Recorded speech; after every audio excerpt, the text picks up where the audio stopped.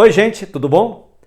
Hoje uma aula de continuação do terceiro ano do ensino médio. Então o pessoal do COC que está acompanhando, ó, terceiro ano G1, capítulo 1 e 2, Biologia 543.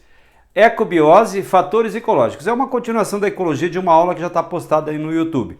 Então você vai fazer o quê? Você vai entender agora como é que funciona a ecobiose, os fatores ecológicos, como a água, o ar, o solo, a luz, a pressão, a temperatura, de acordo com os seres vivos. E como eles fazem essa troca e como eles interagem entre si na forma de predadores, parasitas, espécie e assim por diante. Muito bem, os fatores bióticos e abióticos são conjunto de fatores biológicos, biótico, seres vivos, físico-químicos, abióticos, de um determinado ambiente que atuam sobre o desenvolvimento de uma comunidade.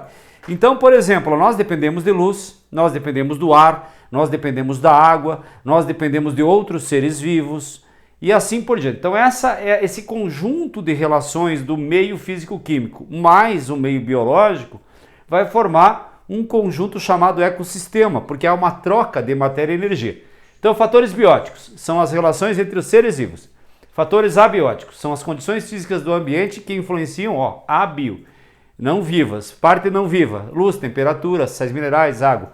Parte viva, ou seja, seres vivos em geral se relacionando. Certo? Fatores bióticos. Os seres vivos associam-se a outros fatores da mesma espécie ou de espécies diferentes.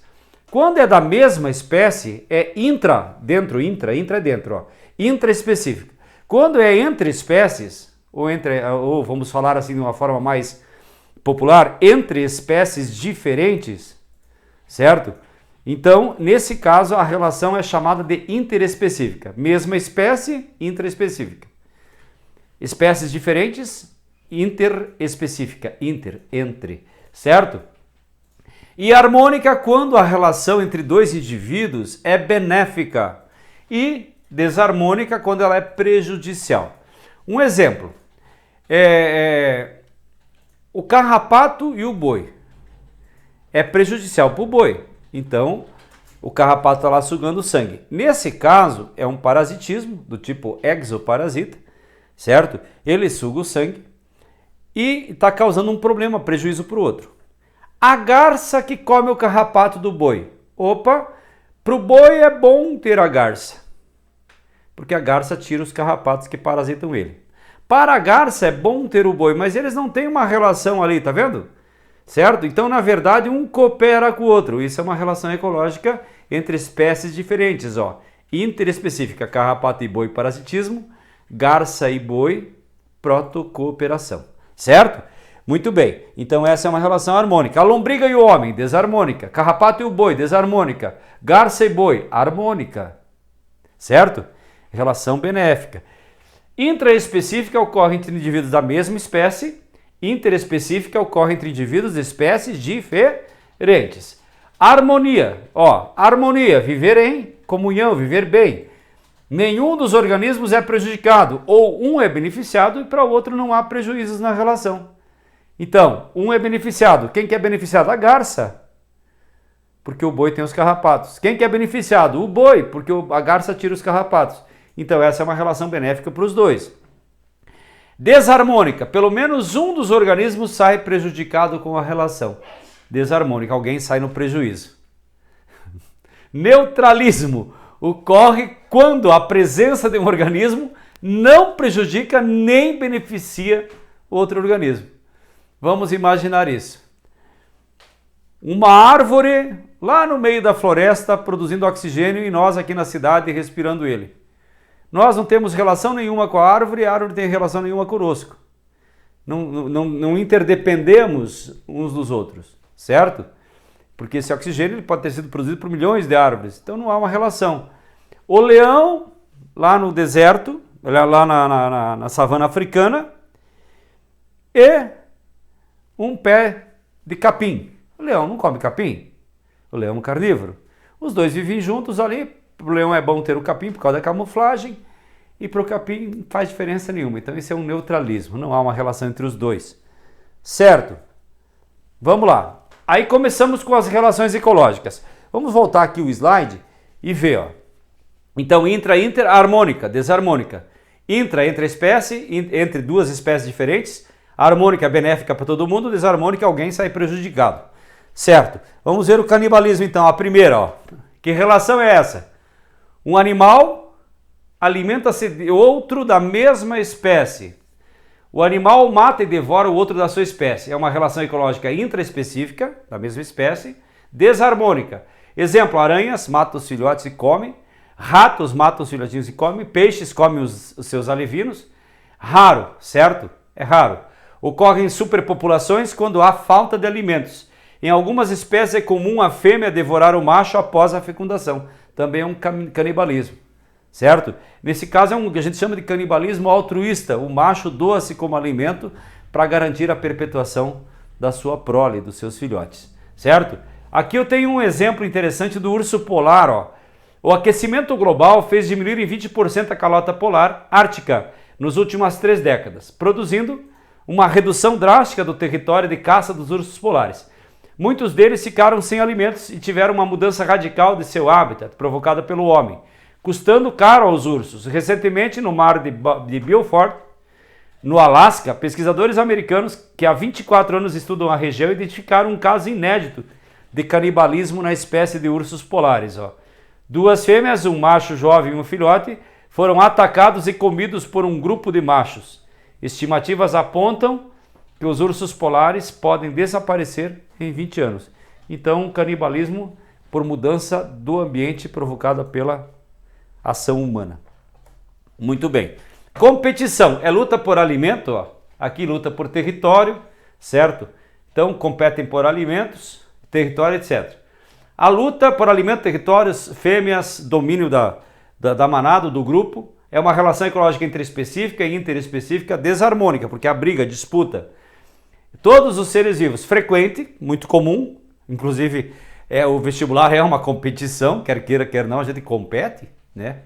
E tem cursinhos que usam isso, e escolas que usam isso para se autopromover, provocando maior competição, mesmo sabendo que o primeiro lugar geral e o último colocado saem formados no mesmo curso, não importa então a posição, o que importa é que você passe, certo? Ocupe lá uma das vagas. Se você é o primeiro ou o último, eu cansei de ver o primeiro lugar geral aí nos vestibulares ser o último do curso que fez. Então é bem comum. E a gente acha que não, que tem que ser o primeiro disso, o primeiro daquilo. Não. Fique entre os melhores, certo? Seja um grande profissional. Isso é que importa. É frequente, ocorre sempre que há sobreposição de nichos ecológicos, disputa a vaga de vestibulares, sobreposição de nicho. Fator de seleção natural e de limitação da população. É uma das formas que os seres encontram para controlar o excesso de indivíduos nas populações. Então a superpopulação, olha a quantidade de crocodilos, olha a quantidade de pombos, intensifica o mecanismo de disputa, de competição por alimento, por prole, por filhotes, por território, por fêmeas, e essa relação é intraespecífica e é uma competição. Predatismo. Aqui você está vendo uma cobra engolindo uma rã, aqui você está vendo uma leoa capturando um gnu, certo? Uma prática de predatismo. O predador captura uma presa para se alimentar. Frequente, o animal mata o outro da espécie diferente para se alimentar, é uma relação ecológica interespecífica, espécies diferentes. Exemplo, o mamífero carnívoro predador, como um leão, ou por exemplo, como uma cobra, e o mamífero herbívoro, que é a presa. Frequente, fator de seleção natural e equilíbrio na população de presas, aplicado no controle ecológico. Muita gente usa isso como controle ecológico. Forésia é quando um ser vivo transporta outro, transporta seus ovos ou sementes, certo? Aqui no caso a semente do picão preto, a Bidens pilosa, e aqui o carrapicho. E aqui a abelha que é usada para transportar pólen de uma flor para outra. Então essa é uma forma de transporte. O cavalo transporta o homem, forésia. Polinização, o carrapicho que gruda na roupa da gente, o picão preto, certo? Também. Então é uma forma de usar o outro organismo como dispersor ou fonte de transporte. Mutualismo, mútuo, comum, ó. Trocar benefícios entre seres vivos com ou sem interdependência. Com interdependência, um depende do outro e não sobrevivem separados. Simbiose. Quando eles sobrevivem separado, exemplo, a flor e a abelha, ou a abelha visita a flor, se alimenta de néctar e a flor fornece o néctar, e em contrapartida a abelha transporta pólen de uma flor para outra.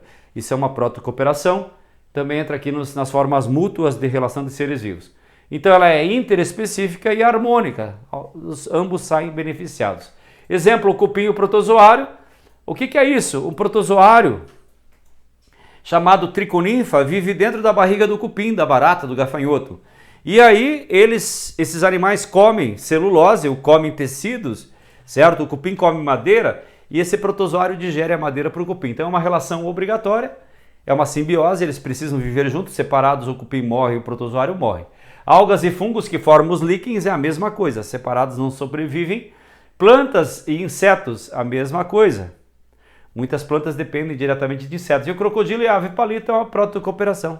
Também o pássaro palito é beneficiado porque ele encontra uma fonte de alimentos. E para o jacaré é bom porque limpa os restos de comida no meio dos dentes.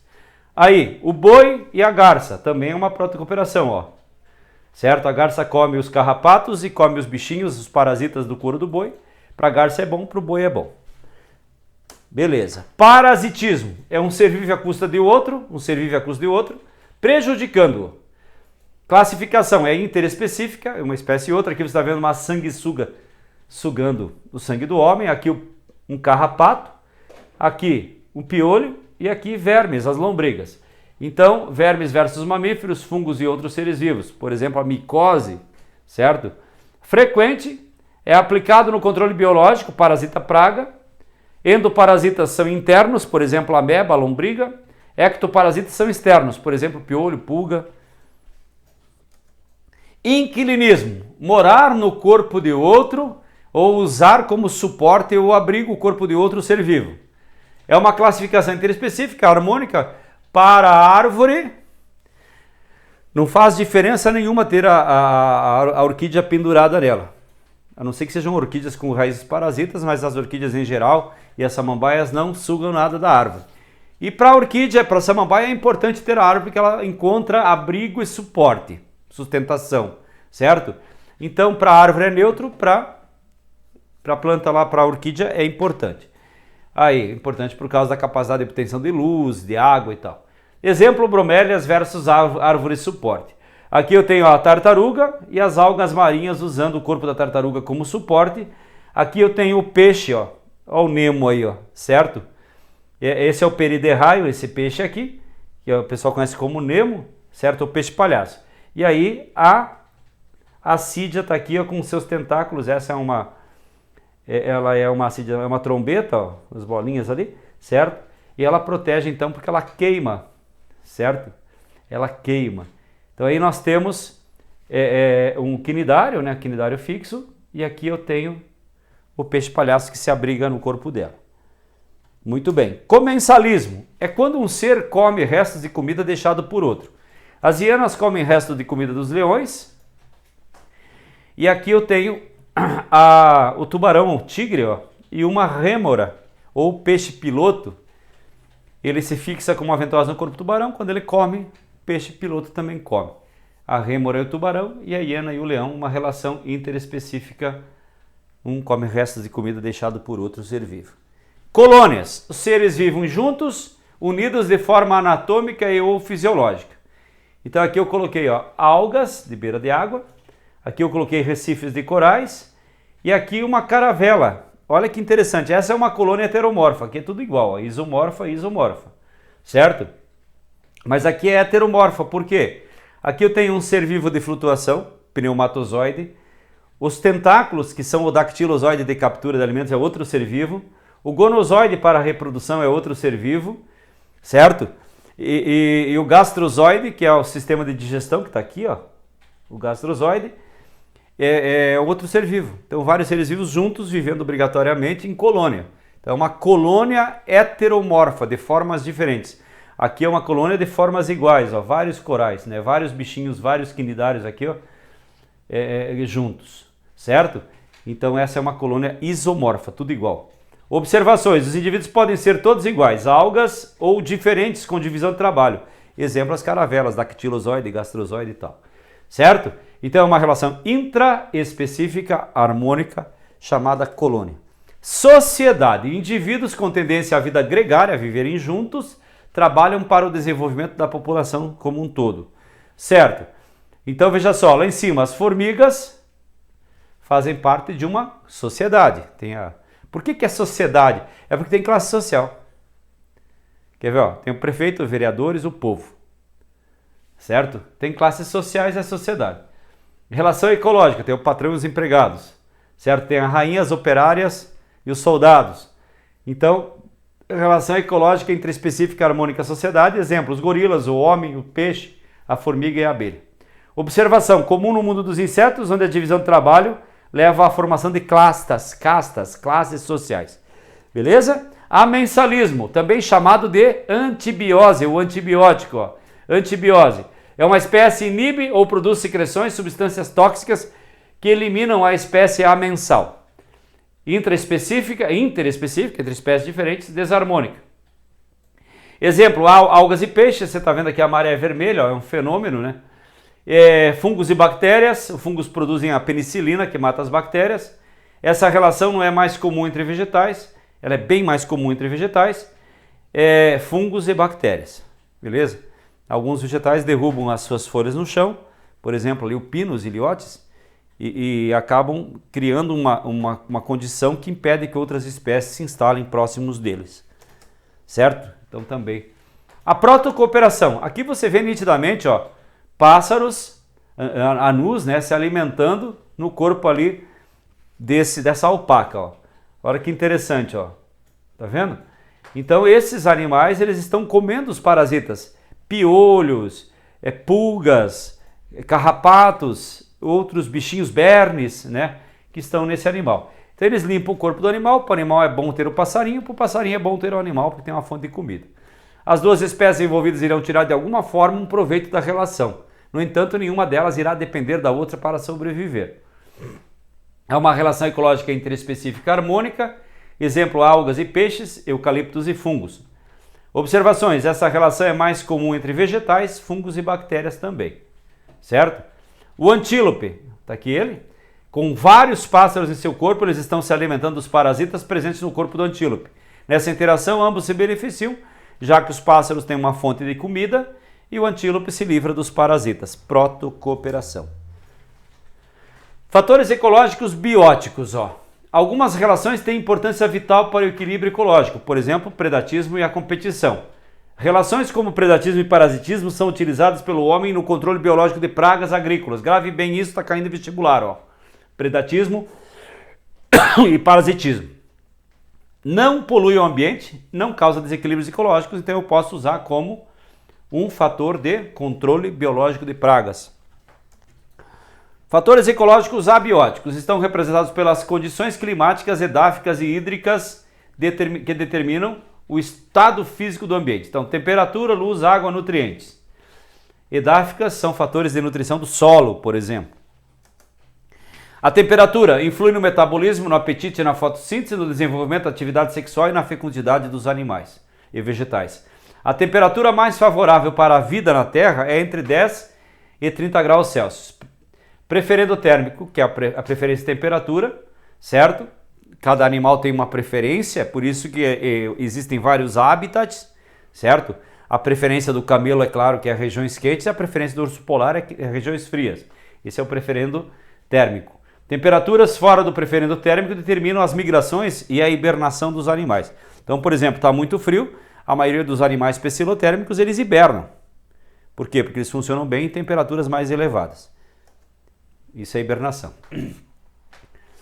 Temperatura. Os seres estenotérmicos são aqueles que sobrevivem dentro de estreitos limites de temperatura. Mudou muito a temperatura, eles têm que migrar ou eles morrem. E os euritermos suportam grandes variações de temperatura, é o caso dos animais de sangue quente que vivem nos polos, como por exemplo a raposa do polo, o lobo, o urso polar, certo? Muito bem. Ainda, ó, de acordo com a temperatura do corpo, os animais podem ser heterotérmicos e homeotérmicos. Heterotérmicos, a temperatura varia como a do ambiente. A maioria dos animais, menos aves e mamíferos. E homeotérmicos são aqueles que têm a temperatura sempre constante, não importa a temperatura do ambiente. E aí nós temos os homeotérmicos. E quanto à temperatura, quando há uma mudança drástica da temperatura, qual é o comportamento da espécie? Migração. Flamingos, cegonhas, andorinhas. Reduzem as suas atividades vitais para valores mínimos, ficando no estado de vida latente. Hibernam se ocorre na estação fria. Cuida agora, ó. Exemplo, ouriço cacheiro, marmota, répteis, morcegos também hibernam. Estivam, ó, hiberna é no frio, estivam no calor. Por exemplo, tá calor. Aí baixa o nível do rio, as piramboias, os tapinés, eles vão para o lodo e ficam enterradas. Fazem um canal para respirar pela superfície através da bexiga natatória e estivam, estão dormindo no verão, certo? Na estação quente. Exemplo, crocodilo, caracóis e a piramboia, que é o único peixe pulmonado aqui do Brasil. Abrigam-se durante o dia, ficam na sombra, abrigados, e saem durante a noite para se alimentar. Então isso também controla a temperatura. Adaptações que permitem aos animais resistirem à temperatura. Ó. Quantidade de gordura, tamanho e densidade dos pelos, tamanho das orelhas do focinho, a alteração dos aspectos das plantas. Por exemplo, algumas árvores perdem as folhas na estação desfavorável. Freixos e carvalhos são assim. Aqui na nossa região, no Paraná, tem as nossas florestas são semicaducifólias. Parte da floresta perde as folhas no inverno, parte não perde, certo? Semicaducifólias. As que perdem as folhas são caducifólias. Então, algumas plantas perdem o caule e até a raiz. Sobrevivem sob a forma de sementes. Exemplo, a papoula e os lírios. Regiões frias, pelos mais densos, compridos. Olha bem, raposa e urso polar. As extremidades do corpo mais curtas. Pode ver, o focinho é mais curto, as orelhas curtas. Ó. Extremidades mais curtas. Essas características fazem com que a perda de calor seja mínima, permitindo então assim a sobrevivência. Extremidades curtas. Nas regiões quentes, os pelos são menos densos, mais curtos, menos gordura, maior superfície corporal em contato com o exterior, focinhos mais longos, ó, orelhas, olha o tamanho, certo? Uma raposa de deserto aqui, ó. Essas características facilitam a perda de calor para o meio ambiente e evitam o sobreaquecimento do animal. Muito bem. Luz. A luz é a fonte essencial de fotossíntese, influencia as variações e comportamento dos animais e vegetais, e assim por diante. Os processos ópticos, a pigmentação da pele e etc. Então essa é a luz. Aí a sazonalidade, então tem animais que têm hábitos noturnos, tem animais que têm hábitos diurnos, tem animais que precisam de água constantemente, outros armazenam água no corpo por longo período de tempo. As sementes têm pouca água, de 3 a 5%, o homem em torno de 65 a 70%, um recém-nascido 90%. Por que a água é tão importante? Porque todo o processo metabólico de qualquer célula, desde uma bactéria até o homem, depende de água para acontecer. A água tem que estar presente para os seres vivos no estado líquido. E alguns animais têm adaptações para sobreviver em ambientes de pouca água. Um hamster, por exemplo, ele consegue sobreviver com 3 a 5% da água das sementinhas que ele tira quando ele come essas sementinhas nos desertos. Feito? Um grande abraço e até a próxima aula.